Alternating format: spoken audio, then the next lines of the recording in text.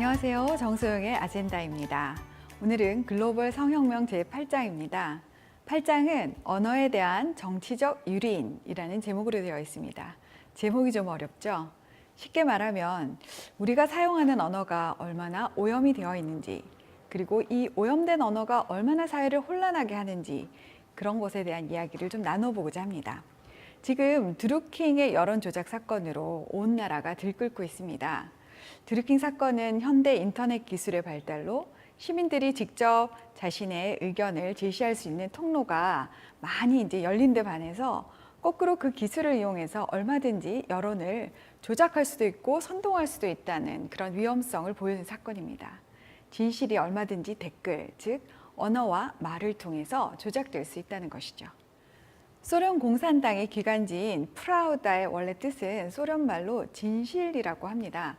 그런데 아이러니하게도 공산당이 혁명을 하는 방식은 목적을 위해서 수단과 방법을 가리지 않고 특히 거짓말을 밥 먹듯이 해야 된다라고 레닌이 이야기를 했다고 하네요. 그래서 공산주의 국가에서의 거짓말은 일상에 불과하고 공산당의 이익을 위한 거짓말은 진실로 둔갑해 버립니다. 사실 그 프라우다라는 말은 거짓을 숨기기 위한 가면에 불과한 셈이죠. 여러분이 잘 아시는 독일의 철학자 헤겔 역시 아담과 이브 이래로 이 세상의 모든 악한 행동들은 선한 이유로 정당화되었다, 이런 말을 했다고 하는군요. 이건 역시 거짓말이 역사를 어떻게 변질시켜 왔는지를 시사하는 대목입니다. 이렇게 현실과 진실을 반영해야 하는 언어가 현대 포스트 모더니즘 시대에 들어서서는 이데올로기에 따라 현실을 왜곡하기도 하고 진실을 감추는 데도 사용되고 있습니다. 특히 젠더 이데올로기의 신봉자들은 거짓으로 세상을 바꾸었던 공산주의자들의 전략을 그대로 답습하고 있는 모양입니다. 그래서 오늘 이 시간에는 우리가 사용하는 언어가 원래 의미에서 벗어나서 어떻게 왜곡되고 또 거짓되이 사용되고 있는지를 살펴보려고 합니다. 많은 분들이 요즘에 가치가 상실되었다, 미덕이 없어졌다, 이런 말씀들을 하십니다. 이 말이 의미가 있으려면 가치가 있는 것과 없는 것, 덕과 악덕, 그리고 선과 악에 대한 명확한 기준이 있어야 합니다. 그래야 있던 게 없어졌다라고 말할 수 있는 거죠. 그런데 최근에는 개인의 한계가 없는 완벽한 자유를 부르짖으면서 이 도덕에 대한 기준을 말살해버리려고 합니다. 그래서 가치나 도덕적 기준을 말하는 사람들을 비난합니다.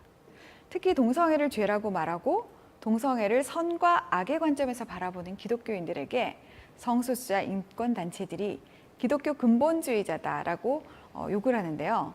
솔직히 요즘에는 성경을 근본적으로 잘 지키시는 그 기독교인들이 오히려 없어서 이런 근본주의자들이 좀 그리워지는 그런 시대이기도 합니다. 평등과 정의란 말은 또 어떨까요? 정의란 객관적으로 같은 것은 같고 다른 것은 다르게 대우하는 것을 말합니다. 그런데 요즘은 평등이라는 이름으로 객관적으로 완전히 다른 것조차 똑같이 대우해달라고 생떼를 쓰고 또 객관적으로 현실적으로 다른 것들을 구별해서 이건 다릅니다 라고 말을 하면 차별이라고 하죠. 예를 들어서 만약 어떤 두 사람이 있는데 한 사람은 열심히 일을 하고 한 사람은 게으르게 일을 했다면 열심히 일한 사람에게는 급여를 많이 주고 게으르게 일한 사람에게는 급여를 적게 주는 것이 정의입니다. 그런데 공산주의자들은 열심히 일한 사람이나 열심히 일하지 않은 사람이나 모두 다 똑같이 평등하게 분배를 받으니까 그 평등이란 가치를 위해서 정의를 희생시켜버린 체제입니다. 그 결과 전 세계적으로 공산주의 경제체제가 망해버린 것은 어쩌면 당연한 일일지도 모르겠습니다. 여러분 혹시 부모 일 또는 부모 이라는 말을 들어보신 적이 있나요?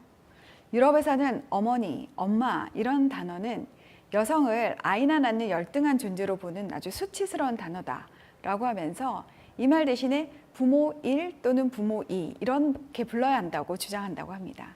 그리고 실제로 유치원에서도 엄마, 아빠라는 단어를 사용하지 못하게 한다고 하는군요. 힐러리 클린턴 전 미 국무부 장관 역시 여권이나 기타 이 문서에 어머니, 아버지 대신에 부모 일 또는 부모 이를 쓰도록 이렇게 시도를 했다가 심한 반발을 받고 뒤로 후퇴를 한 적이 있다고 합니다. 그래서 어머니 혹은 부모 일, 아버지 혹은 부모 이라고 기재하는 정도로 양보를 했다고 합니다.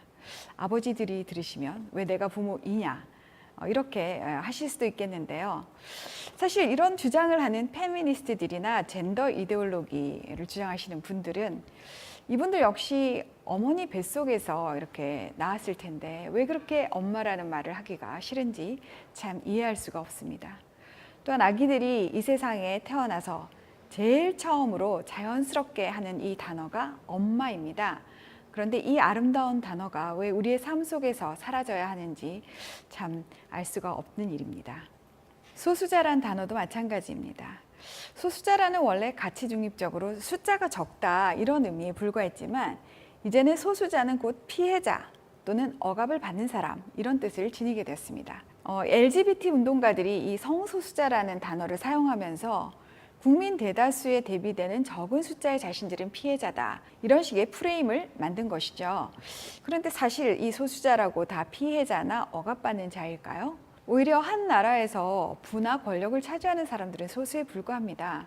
소수의 엘리트, 소수의 부자, 소수의 정치가가 대다수 국민들보다 더 많은 영향력을 행사하죠. 또한 범죄자들 역시 국민 대다수, 이 선량한 국민들에 비하면 숫자적으로는 소수자입니다. 그렇지만 이 사람들은 다수 국민들을 상대로 피해를 입히는 가해자이고 또 다수 국민들을 두렵게 만드는 억압자이죠. 호모포비아란 단어도 들어보셨을 겁니다. 원래 이 호모포비아란 단어는 1960년대 정신분석학자이자 동성애 운동가였던 조지 웨인버그라는 사람이 동성애를 거부하고 반대하는 사람들을 정신적으로 좀 문제가 있는 사람이다 이렇게 보이도록 만들기 위해서 만들어낸 신조어입니다. 원래 포비아라는 단어가 치료가 필요한 신경증적 공포를 말하는데요. 호모포비아란 의학적, 사회적, 종교적인 이유로 동성애의 그 생활 방식을 반대하는 사람들은 일상적인 대인관계가 불가능한 정신질환자다. 이런 의미를 주기 위해서 만든 단어라고 합니다. 그런데 정말 이 동성애적인 생활 방식을 반대하는 사람, 특히 이 모든 기독교인이나 카톨릭 신자들이나 또 유교를 믿으시는 분들이 다 호모포비아일까요? 이분들이 자신들의 종교나 이 도덕적인 신념에 따라 동성애를 반대하는 것이 과연 정신질환일까요? 이분들을 이렇게 만드는 사람들이야말로 크리스천 포비아나 유교 포비아라고 불러야 하지 않을까 싶네요. 요즘 political correctness, 정치적 올바름이란 단어를 많이 쓰고 있습니다. 최근에 홍지수님이란 분이 트럼프를 당선시킨 PC라는 책을 쓰셔서 장안에 화제가 되고 있다고 합니다. 독일에서는 이 정치적 올바름이라는 규정을 위해서 언어 사용 가이드라인을 만들어서 학교나 대학, 의회, 미디어 등에 이렇게 배포를 하고 있는데요. 남자, 여자를 나타내는 대명사가 있죠. he나 she 이런 대명사는 쓰지 말고 중립적인 단어를 사용해야지 정치적으로 올바른 것이다 라고 가르치고 있다고 합니다. 그런데 이런 정치적인 올바름을 주장하는 페미니스트 언어학자들이 아이러니컬하게도 나쁜 의미로 쓰이는 단어에는 여성형을 덧붙이지 않으려고 한다고 합니다. 예를 들어서 독일에서 시민이란 단어는 원래 남성형이었는데 언어 사용 가이드라인에 따라서 항상 남성과 여성 시민 여러분 또는 남학생과 여학생 여러분 이렇게 꼭 짝을 지어서 써라 이렇게 주장을 했다고 합니다. 그런데 남성과 여성 테러리스트라든지 남성과 여성 파시스트라든지 이런 단어들은 여성형으로 쓰지 말고 짝을 지어 쓰지 말고 남성형으로만 써라 이렇게 말을 한다고 하네요. 도대체 이분들이 말하는 평등은 왜 이렇게 이중적인 잣대로 평가되는지 참 합리적으로는 이해가 안 되는 일입니다. 사람들의 생각이 언어를 만들지만 언어가 또 생각을 규정하기도 합니다. 오늘 이 시간 여러분은 우리가 일상적으로 사용하고 있고 모든 사람들이 같은 의미를 가지고 소통하고 있다고 믿고 있는 단어들이 어쩌면 서로 다른 의미로 쓰이고 있을지도 모른다는 사실을 알게 되셨을 것입니다. 헌법 개정 논의가 잠시 소강 상태에 들어갔지만 헌법에서 양성평등을 성평등으로 바꾸는 문제가 여전히 뜨거운 감자로 남아 있습니다. 한편에서는 성평등을 남녀평등이다 라고 이해하고 또 다른 한편에서는 성평등이란 동성애와 동성결혼을 합법화시킬 수 있는 모든 성소수자들을 다 포함하는 젠더평등이라고 생각하고 있기 때문입니다. 그렇다면 정부는 어떻게 해야 될까요? 국민들의 불안과 의심을 덜어내는 방향으로 정책을 입안을 하고 또 더욱 정확한 언어로 소통을 해야 되지 않겠습니까? 그냥 어물쩡 모호한 단어를 사용함으로써 국민을 기만하는 방식으로 국가의 모법인 헌법에 손을 대는 일은 있어서는 안 되겠습니다. 오늘 아젠다는 여기까지입니다. 오늘의 주제가 우리 주변을 돌아보고 일상의 언어가 어떻게 사용되고 있는지 또 얼마나 오염되어 있는지 한번 되돌아보는 계기가 되었기를 진심으로 바랍니다. 그럼 다음 시간에 뵙겠습니다. 감사합니다.